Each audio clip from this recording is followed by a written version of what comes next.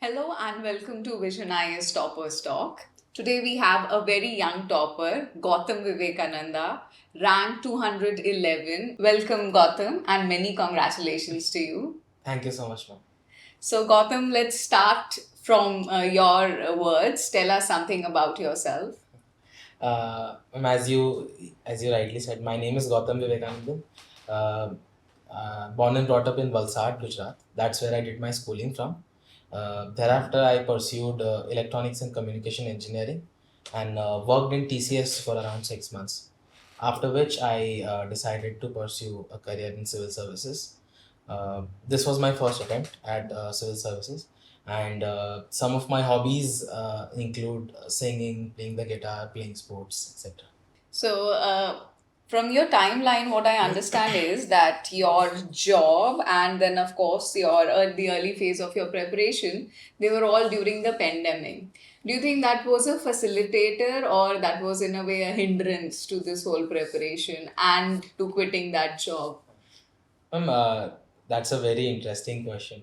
But, ma'am, honestly speaking, I think it was a little bit of both. Initially, I felt that it was a hindrance because I had this wish of coming to Delhi and studying here. So it was hindrance in that sense that because of the lockdown, Yeah. I could not go outside. But facilitator in the sense that the COVID lockdown was indeed, I think, a very important event for me personally because we had so many news etc where we could see people were struggling a lot. We had so many problems during that time, so that was one instant where I realized that this a corporate job is not really my calling, and this is high time that I contribute something where I feel really good and I feel connected to society. Okay, and I guess you are right there now. You're going to be an IPS officer soon, doing all that you desire to do. Let's talk a little bit about your background, right? Electronics and communication, and then, of course, civil services. We have a lot of engineers coming in, but one thing which I find very striking is that your optional is English literature. So, I also want to start by talking about that. Ma'am, English literature, I mean, it's a subject that I've really loved since school days. For me, literature was actually an escape from the normal studies. Even in school time, when I used to get bored studying other subjects, physics, chemistry, etc., I used to pick up my English short story book or the poem book, and that was really an escape for me from the normal mundane studies. So I always loved that subject. And then when I looked at the optional subjects for this exam, I realized that the engineering that I have done, electronics and communication, that's not a part of that 42 subject list. Yeah. Yes, there is electrical engineering, and that has a little bit of electronics, but then I would have to have studied a lot of electrical A lot of subjects new as well. things. So then I thought, if I know I have to spend a significant portion of my time studying for optional, then let me rather go for a subject which I really love. So I'll be happy spending those hours. And I looked at the previous year questions and the syllabus, and I felt that it was doable. So I went for it. I think this is something which will be very interesting because a lot of people don't prefer literature, especially with their technical background. So you've done it. So that could be one example for a lot of people. The next thing, of course, I want to talk to you about something again magical which you've done. That is the first attempt, right? So there is a lot of fanfare, especially around people. Like you're 24 years old. This is your first attempt. So how does that work? What is special about clearing it in your first attempt? Ma'am, special in the sense, I really feel extremely fortunate that I was able to do it in the first attempt, because I know that the nature of this exam is such that it's not really predictable as to how well you perform, be it your first attempt or second attempt or third attempt. And given the unpredictable nature of this exam, so that is why I think it becomes significant for everyone that someone has did it in the first attempt. But I think other than of course I did my part. I tried to understand the nature of this exam. I tried to understand what the exam is demanding from me. That was my job. But I was extremely fortunate. I was so lucky that each phase of the exam, I think some or the other luck did definitely played a part, and that is why I was able to I think achieve this is a very important thing that most of the people, when we say that we're going through multiple attempts, the understanding is that they don't get the essence of the exam, and sometimes that takes time. Yes. कि prelims में क्या चाहिए, mains में क्या चाहिए, all that part sometimes that takes a lot of time to grasp. So yeah, maybe you grasp that earlier, or maybe you put some extra effort into understanding that whole process, so it worked well that way. Yes. Right, that's a good thing. So you have been a foundation student for VisionIAS, and we have also been sharing you and your interactions with our students also. You've been giving toppers talk, so a lot has been covered there. One thing which we want to discuss specifically today is your exceptional performance in the essay exam, right? So you are the second highest mark scorer in essay. So you have 149 marks, right? Which is pretty high. This year we have seen very low marks for a lot of people in essay, right? So first thing I want to ask about essay is that the language of writing an essay and the vocabulary part, that is one of the biggest struggles which people face. What do you think about that? Language and vocabulary. Yes. Ma'am, I think, of course, a basic bit of language and decent grammar is necessary. I would totally agree to that. But I think a lot of people have this false sense of belief that only if you write posh language, you'll get good marks. Because if people read my essay copies, they'll realize that I have used very simple language. Because I believe more than vocabulary, what is important is how precise you're able to convey your thoughts. In fact, UPSC itself in the syllabus says that exact expression will be rewarded. So I think what they mean by exact expression is how well you're able to communicate what you're trying to say. And I think if you're communicating in a simple language, less complex sentences, 1 or 2 line sentences, I think that gives a much more impact rather than if we go for complex sentences, writing big clauses and clauses added into the sentence. So I really believe that if you keep your language simple but your expression exact, that will really help you for the essay paper. Saying precise in the sense of, or in the context of what you are trying to write, right? Rather than maybe a use of more fancy words, right? But of course, basics is needed, definitely, right? Basics would be something which would be required. Okay. See, so this paper is slightly different from all the other parts of this exam because of the sheer length of the essay which you're supposed to write. So do you think there are any prerequisite skills which are required? Or are there any impediments to writing an essay कि हाँ ये quality नहीं होनी चाहिए या ये ज़रूर होनी चाहिए? Anything like that? Yes, ma'am. This paper is indeed unique because the first thing that comes to my mind is that here we don't generally have a fixed syllabus. That means we have the freedom to think as wide as possible, but of course we have to be relevant at the same time. So yes, UPSC gives us the freedom to be as creative and as imaginative as possible. Some prerequisites which I feel could help someone in this paper is, again, basics of language and grammar I think are necessary. Other than that, ma'am, I have seen that a lot of people have really good content and really good examples for a particular topic in an essay, but unfortunately they have not practiced writing essays. So what happens is, when we don't practice essays, there should be a good flow to the essay. Like whenever we read something, I think we should not realize when we started it and when we completed it. That should be a very beautiful flow. So I feel that at times that is really missing. We generally don't find coherence. We'll feel that a lot of points have been placed, but it's not in a very particular order, and there is no flow to it.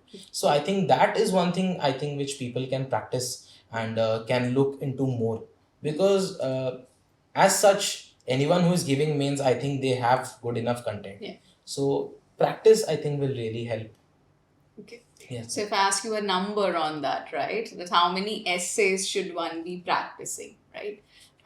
There are two ways or two levels where I think practice would come in. One is before your prelims exam and one would be after your prelims exam. So the first question I want to ask you, when to start writing essays? What's the Okay. time for that? I think once someone is done with their at least first reading of all subjects, then they have at least basic knowledge of more or less all subjects that they are studying. So if they are given an essay topic, they'll have at least some idea as to how they can link that topic with whatever they have studied, and they can slowly incorporate that quality and improve their writing. So ideally, if possible, before prelims, they can start writing maybe around October or November, and they can write till say Jan or Feb before they start dedicated preparation for prelims.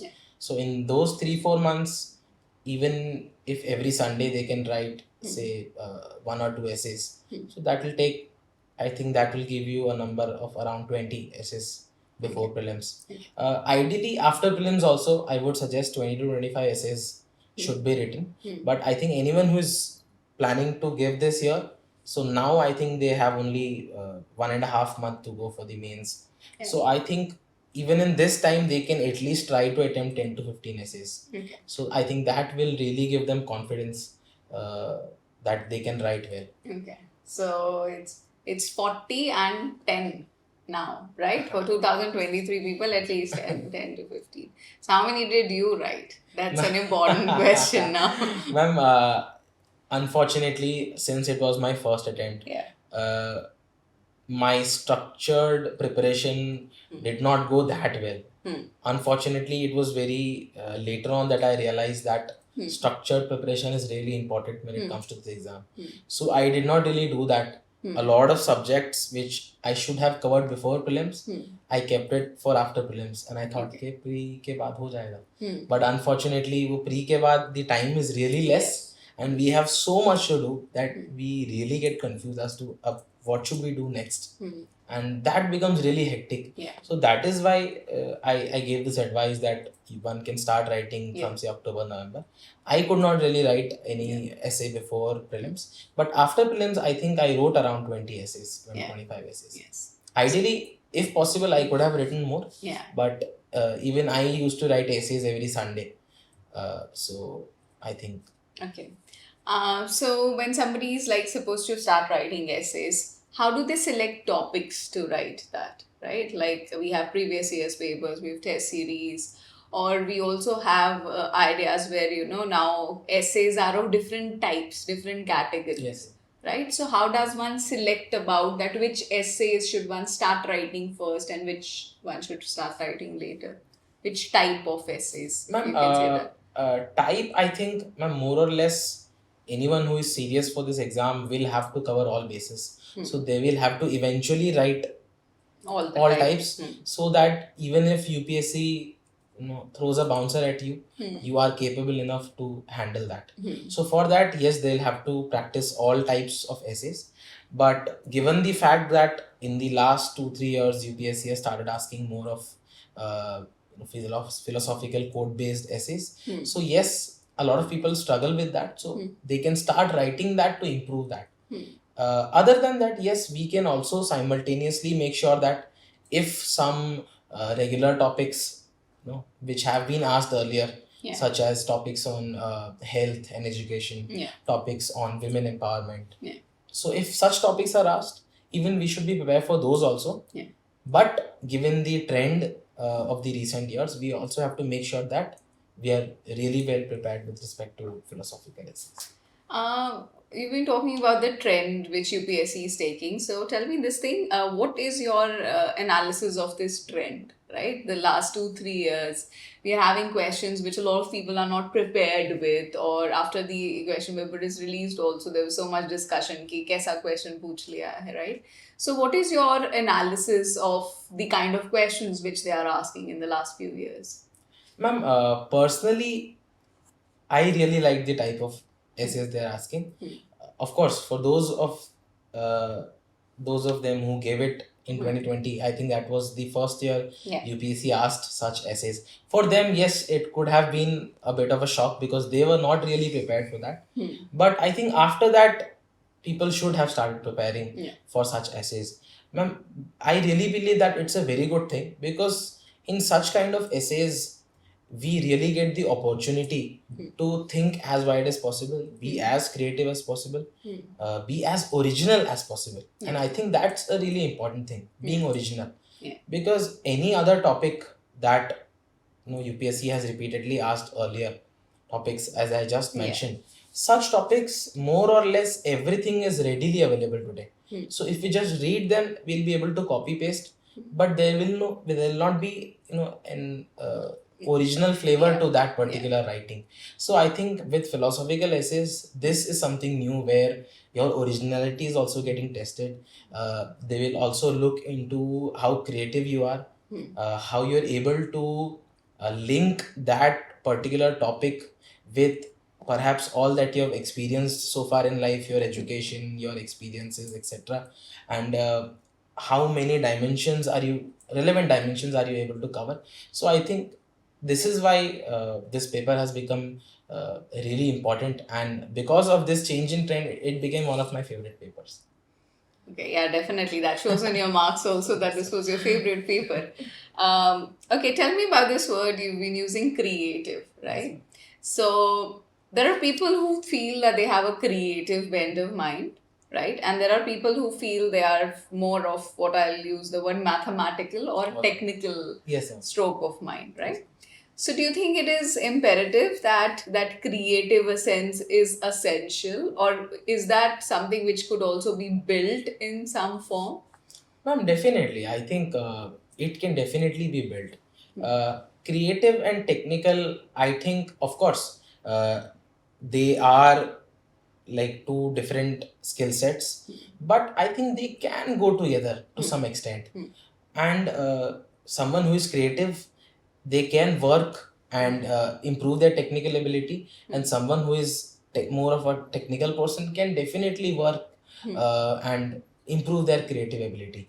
So I don't think it is a very rigid situation where we can't really grow. We can definitely improve our creativity. And creativity as such, like when I say creativity, I don't really mean the kind of creativity that famous artists and those people have. The kind of creativity that I am referring to is that where we have the quality of not being limited by something, and trying to expand our horizon as much as possible, and trying to think in the widest sense possible. I think all of that comes under the quality of being creative. Okay. And again, talking about these kinds of essays, when if we compare it to topics like health and education and women empowerment, right, where there is a fixed dimension which everybody has to explore. Here, in this kind of a thing where you can get any quote, right, we are getting quotes on which we are supposed to write. So do you think adequate preparation is possible on that part? Like in terms of content, can one prepare? Can one go into a situation where notes could be prepared or some preliminary preparation could be done for that? Ma'am, for philosophical essays, I think it is not that easy to prepare as such. Because as I said, these are topics where we get the chance of being original. Other topics we will get a lot of material, etc., and we can pre-plan things.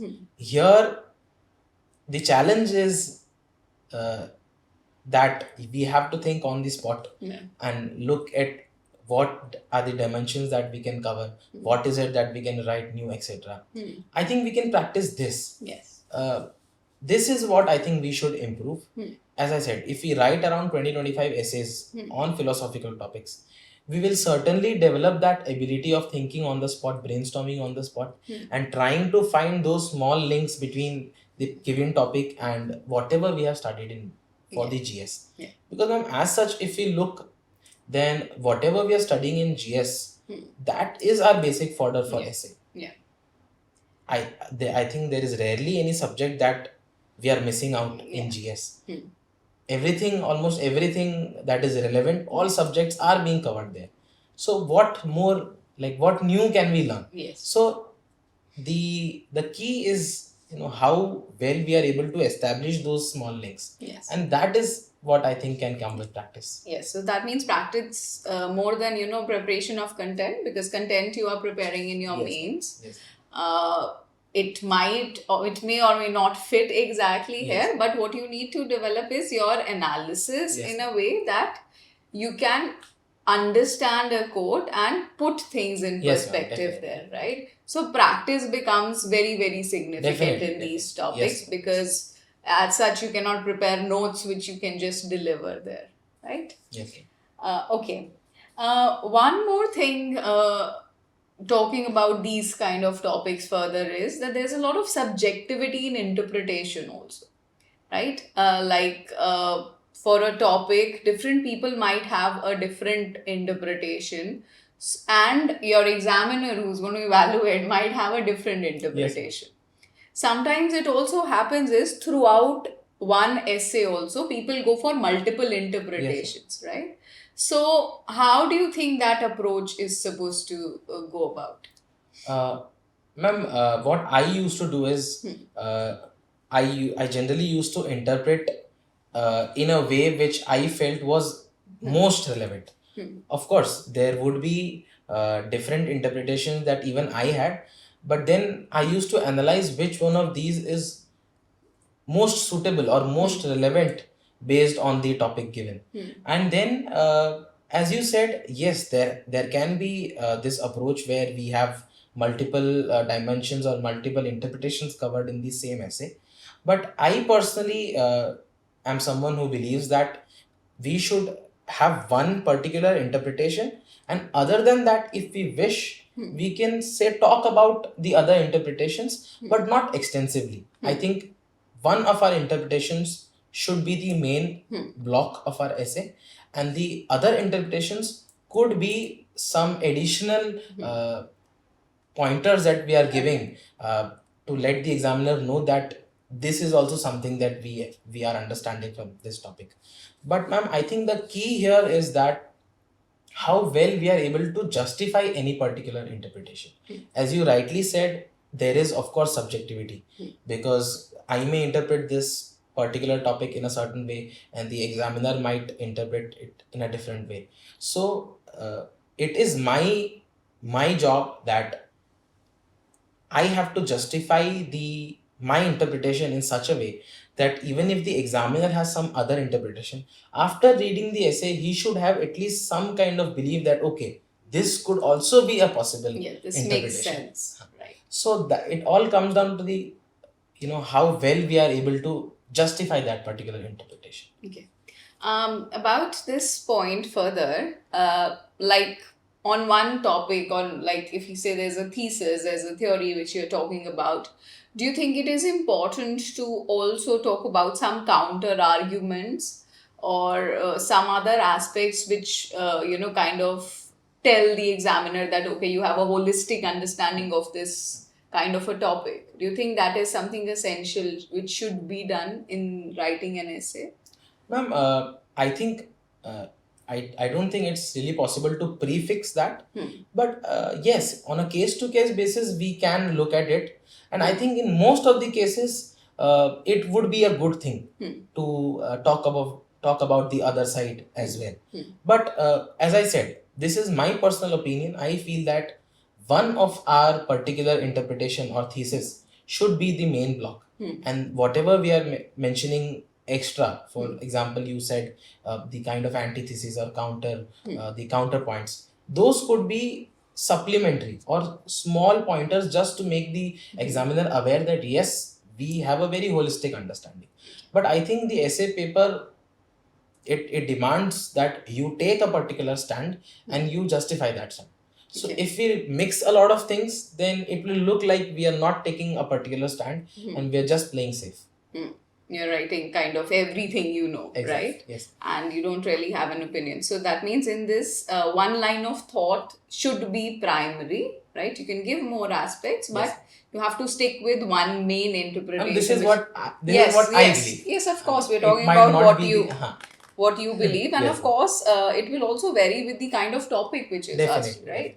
So that is definitely there. So let's talk a little bit about a specific topic, like this year's topic. So you told me you've written this essay, Poets Are the Unacknowledged Legislators of the World. Yes. So first thing I want to ask you is, what was your reason for selecting this topic? Honestly, this was the only topic where I felt comfortable. Okay. All the other topics, my mind just went blank. But when I read this topic, I really felt that this is something where I can write. So, and then when I thought a little more, I gave it a thought. I felt that I have started establishing those small links and I could find some relevant points and good examples also. So, when I felt that I have points and examples, so I thought I'll go for this essay. Okay, so you read all the topics and then you feel कि okay, which one makes most sense to you? Yes, ma'am. Is there also a theory, like a lot of people feel कि इस type का essay लिखना चाहिए, this can be more helpful, or this most people will like? A lot of people talk about that also. Do you think ऐसा कुछ theory है? Ma'am, ये तो सब लिखेंगे. I don't really think so. Ma'am, yes, the topic that I wrote was one of the most unique ones because a lot of people have not chosen this topic. But ma'am, I really don't think that has made a difference because I believe whatever we are really comfortable with and we know that we have good arguments and good backing examples, we should go for that. Okay. Because sometimes what happens is when we look at the topic, we get excited because we feel that we have a lot of examples. But then when we start writing, we realize we don't have good points, we only have examples. So we have to be really calm and think that which is the most suitable option and then decide what to go for. Okay. So, okay, now you've selected this topic. So, how do you start? What's the first thing to do? Do you like scribble out some points at the back, or Yes. what do you do? Yes, ma'am. The first thing that I generally used to do was I used to write the topic at the back and I used to underline keywords. So the keywords in this particular essay were poets, unacknowledged, and legislators. Okay. So I tried to, question myself on these keywords. Who are poets? Who are legislators? Is there any particular link between poets and legislators? So I used to ask myself these questions, and then that is how I started establishing a link. I interpreted this particular topic in a way that poets are people who generally talk about the society or era that they are living in. There is this saying that literature mirrors life, Okay. which means that everything that is in literature is generally a reflection of the society. Yes. So I used this and I said that there have been a lot of poets who through their poems have tried to bring a change in the society. They have either tried to highlight the problems that exist in society. They have tried to give some solutions to the problems. They have given some kind of moral guidelines to people. So this is what I wrote about first. Then I talked about legislators and I said that legislators, we generally associate them with as people who make laws. But then I expanded it and said that laws, at the end of the day, laws are to make sure that society functions in a good way. And it is basically a guideline for the society. So that is how I linked that. And I said that poets also do this through their poems and lawmakers also do this through their law. At the end, the purpose is that they want to give particular guidelines to the society and make sure that it functions well. And then I said that why is this term unacknowledged written here? Because poets, their primary purpose is not to say make laws or correct society. Their primary purpose is to be creative, express something original, uh, look at common things in an uncommon way. This is what poets do. So that is why they are unacknowledged legislators. And then I gave relevant examples also simultaneously. I talked about Kabir, through his dohas he used to give moral guidelines to people in the society. I talked about Ramanujacharya. Through his poems he talked about equality and stopping discrimination. Then I talked about poets from across the world also. I talked about Wordsworth and how he guides people with respect to respecting nature and living a life with nature, which is I think so relevant today. And then I talked about Auden's philosophy of eros and agape a little bit. So this is how I gave points and examples with respect to this topic. So do you have like that whole thing channeled out before you start writing? The whole Yes, ma'am. layout More or is less, more or less the because layout I is think there.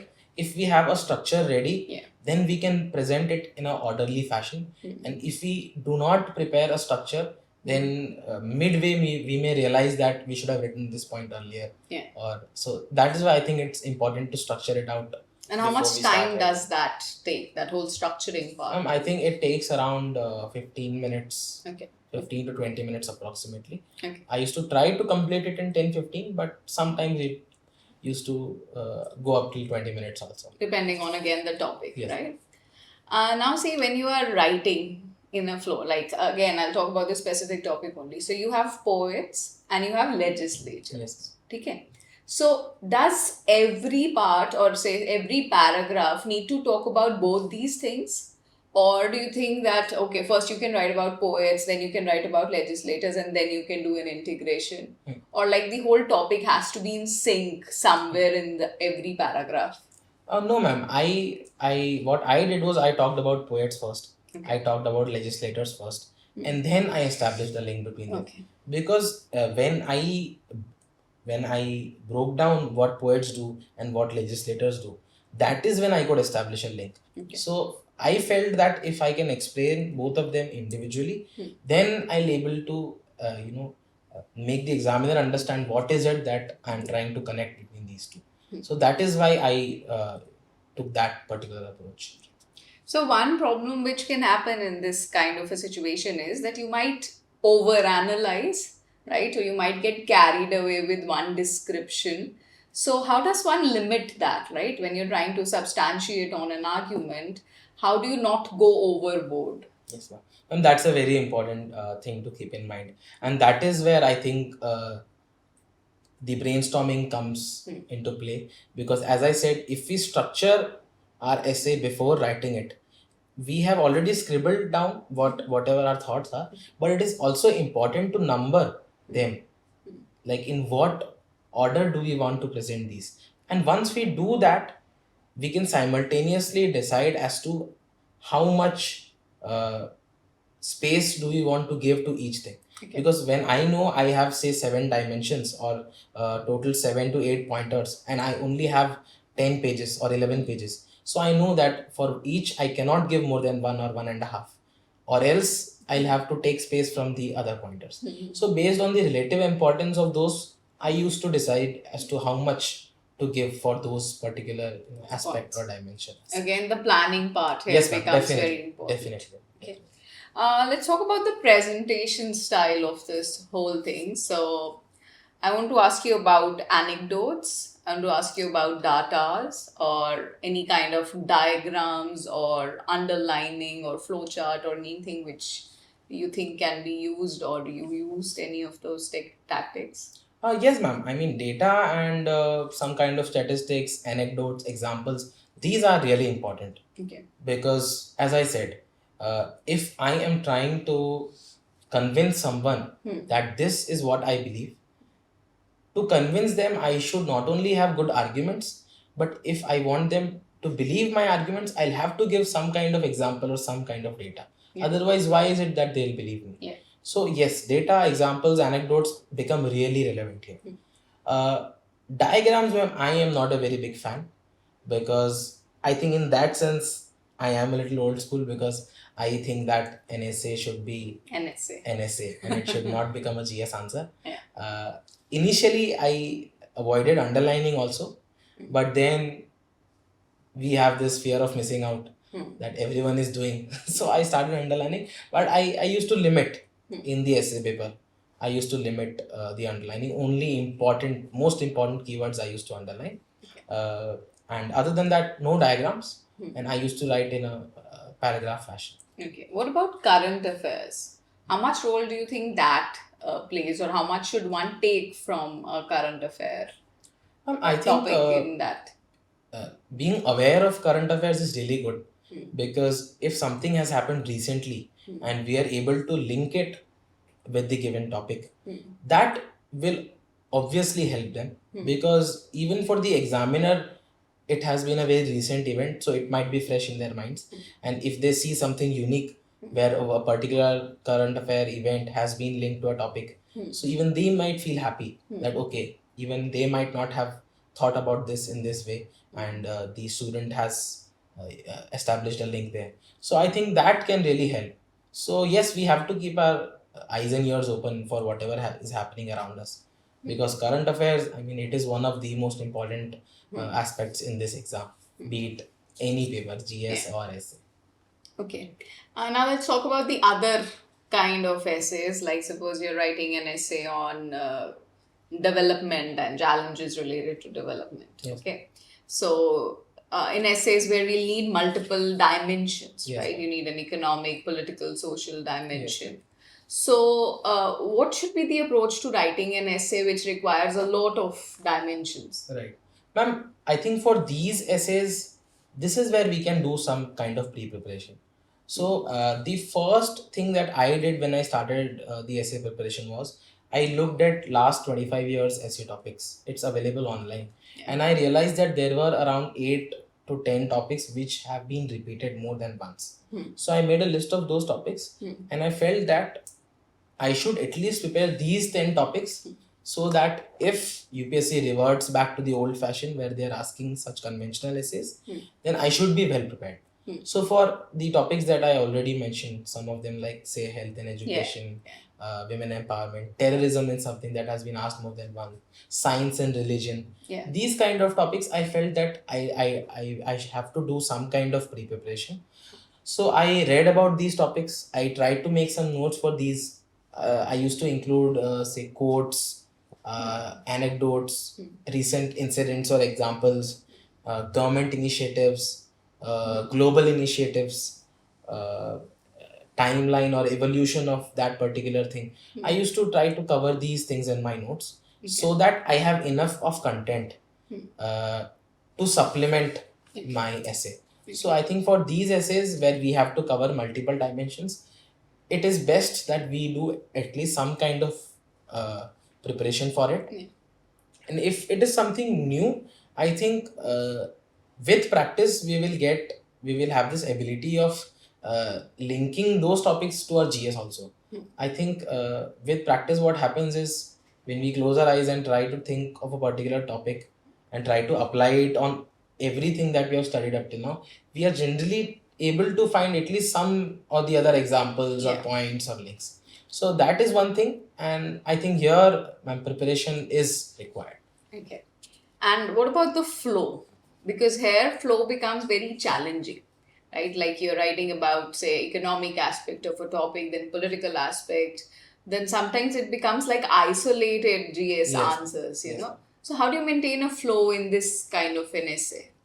Ma'am, the easiest thing here is to use connecting words, and I think most of us use them. We have words such as moreover, or apart from this, other than this, subsequently, consequently. So these are some connecting words which we can use. Firstly, secondly, thirdly, we use these things to maintain a flow. This is something that we can practice and improve to make our flow of the essay a little better. The other thing that I think we can do is, generally when we read something, be it editorials or magazines, etc., we focus on the content part. So I have advised this to a lot of my friends that whenever you're reading something, yes, content is of course important, but also look at how they are maintaining the flow. Yeah. Because whenever we read an editorial in a newspaper, we generally don't feel that they are just a random bunch of points. We generally don't realize when we started and completed it. So I asked them to observe what is it that they are doing, how is it they are linking their conclusion back to the introduction. So these are some things that we can additionally do as to improve the flow of the essay. So Gautam, let's also talk about other aspects of preparation and how we can link that to our essay preparation. So first would be the general studies preparation as such. Of course, you said for the content part that is helpful. Any specific part of GS which you feel has been most helpful in essay preparation? Ma'am, it's difficult to really pinpoint one particular subject or part because I think because we have a very diverse set of subjects, it becomes really an advantage for us that since we are studying so much, that means we already have covered so many dimensions. So, one thing that I used to do is when I was studying for GS, if I used to come across something really interesting, then I used to think that is this something that I can use in my essay if a particular topic is asked. This kind of reverse engineering I used to do for some things, and I think topics or subjects such as history and art and culture, society. Uh, these were the subjects where I felt there was a lot of scope that we could establish links. And I used to do this, as I said, this kind of reverse engineering. That if I'm reading something, I would think if in what topic can I use this particular anecdote or this particular incident as such. Okay.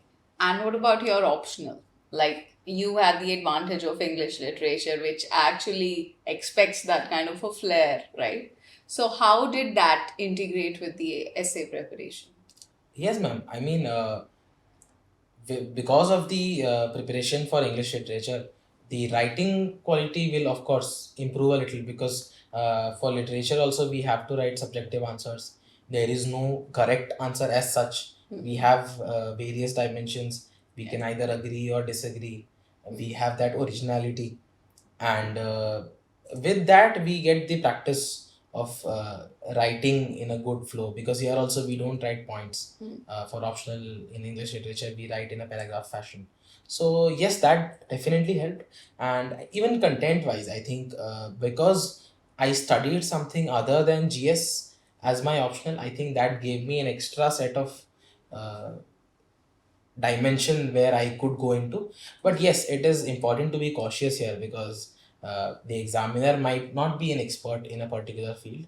So we have to make sure that we do not go beyond a certain level wherein we go into the technicalities of our optional and try to use that, because that will not be really that helpful. It may turn out to be counterproductive. So you can get ideas or help from an optional, but it should not show that you are getting it from an optional. You don't make it an optional kind of an answer, right? Yes, ma'am. You don't make it that technical. That's an important cautionary tale here. Exactly. Right? Okay. Now let's talk about the actual exam. Sitting in the exam environment where the stakes are high. So how do you handle that?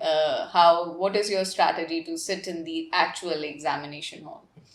Yes, ma'am. I mean, given the fact that the essay paper is the first paper for means, and for a lot of people like me who are giving it for the first time, it will definitely be a nervous experience, because we know it's a big challenge as well as a very good opportunity to that we are able to write this particular paper. So what I used to do is I used to go before time. I used to reach at least 15-20 minutes before the allotted time. And once we are seated, this is a habit that actually I have had since my school days. Before my exams, any paper, I generally close my eyes and I just close my eyes and meditate for around 5 to 7 minutes before the paper is given. I don't think about anything. I just close my eyes and stay as calm as possible. because I think that really helps. Uh, because if even if we get a question paper where say we are not knowing a lot of things, but if we are calm, then we will definitely be able to find some or the other solution for that. Yeah. Because if there is a challenge, then I think it generally is a challenge for everyone. Yeah. So at the end, what matters is how you are able to handle yourself. So I think this practice of being calm before the exam, having a sip of water, just closing my eyes, not talking to anyone, just sitting by myself in peace, I think that really helped me in being calm. And that helped me kickstart my thought process also once I got the question. Okay. So of course this is something which is, you know, the real test. That's where the marks come, how you perform on that day. So we got to know a lot about the essay and of course your style of preparation. Now tell me what is next for Gautam. Okay, so this is like one of the biggest goals. You know, now like I talk to a lot of very young children also sometimes, class 3, class 5, so they'll tell you कि मुझे civil services of officer बनना है, मुझे IPS बनना है, मुझे IAS बनना है, right? So you're there, right? That big goal is achieved. Yes. So what next? What are the things further on your list? I think the first thing that is in my mind is to whatever small changes, good changes that I can make, I would want to make them, because I am someone who really believes that for a change to happen, it is very important that we take initiative at the grassroots level, at a very small level. Because even if I am not able to say change the system or change the bureaucracy, make it more efficient, but if I make efforts to bring about a positive change wherever I am, even in that limited space, I think that will eventually spread. So that is one thing that has always been with me. So I will always keep that with me further in my life also. Other than that, ma'am, one thing that I really have in mind is that being an IPS officer, I think I will be in a position as to make a very important change in the mindset of people. Because personally, if you ask me, even today, if I look at a policeman in a uniform, generally we feel a little bit scared. Yeah. कि क्या हो गया ऐसा? But I think that is not really the right way. Because at the end of the day, all of them or all of us are there to serve the people. We are civil servants. We are there to serve the people. We are there to solve their queries, handle their problems, maintain law and order, etc. So I think the police has to be the most accessible.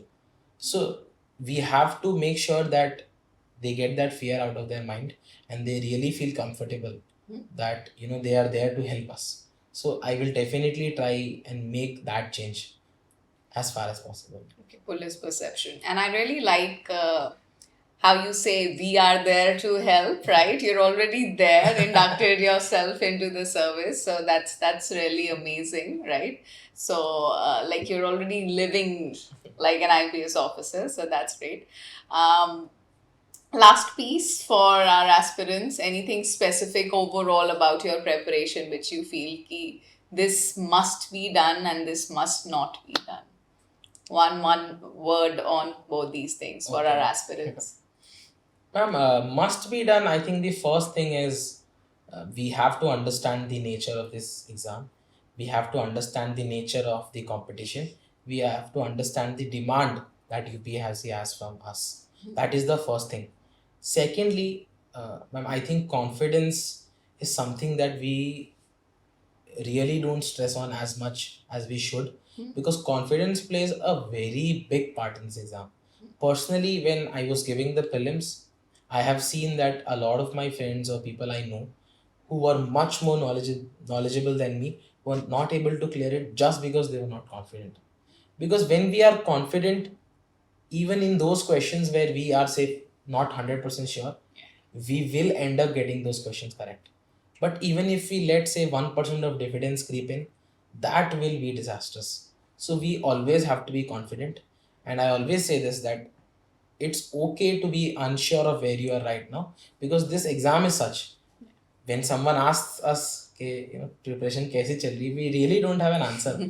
मैं तो यही बोलता कि हाँ चल रही है, मतलब अच्छी चल रही है ऐसा भी नहीं बोल सकते, खराब चल रही है ऐसा भी, बस चल रही है. So that is fine. I mean, this is a confusion that will stay eternally. तुम कितनी भी बार एग्जाम दे दो, we can't really predict what's going to happen. So मैं यही बोलता हूँ कि we have to embrace that fact and be confident and trust that if we have worked honestly, then we will get what we want. Yes. And so we have trust, we have confidence, and of course, the most important, understanding the nature of this exam, right? Very important. I'm sure, Gautam, your suggestions for essay in general, they're going to be very helpful, because I feel essay is one paper which is very intangible for a lot of people. Like they do not really understand कि इसका अब करना क्या है, right? So you really helped that. So we had a detailed discussion on that, and I am very sure that those inputs are going to be very helpful for our students. Yes, I hope so too. Yes, definitely. On that note, I wish you all the best for all the glorious and great things which you will do, which we'll get to read about in the newspapers also someday, right? And I wish you all the best. Thank you so much, ma'am. Thank you.